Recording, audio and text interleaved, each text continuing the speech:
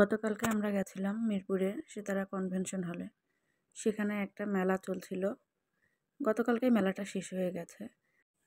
3 দিনের মেলাটা ছিল। 5, 6, 7 এই 3 দিন মেলাটা হয়েছে। আমি সেখানে মূলত গেছিলাম রুহি আপুর সাথে দেখা করতে। রুহি আপু হচ্ছে আমার কেকের টিচার বলা যায়। আমি তার কাছে কেকের ক্লাস করছি। সেই আপুর সাথে আমি দেখা করতে যাই। সেখানে আপু একটা স্টল নিয়েছে। কি সুন্দর করে ডেকোরেশন করছে টেবিলটা, দেখেই মন শান্তি। এখানে আপু অনেক ধরনের অনেক ফ্লেভারের কেক নিয়ে আসছিল। আর এই হচ্ছে রুহি আপু, কি সুন্দর দেখতে, মাশাআল্লাহ। আর এটা তার ভাই।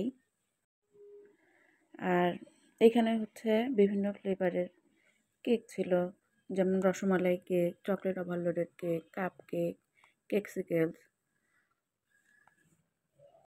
তারপর টাপ কেক, জার কেক, তারপরে হচ্ছে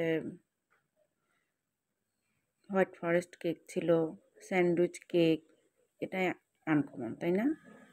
বাটার স্কচ কেক ছিল, অনেক ধরনের কেক।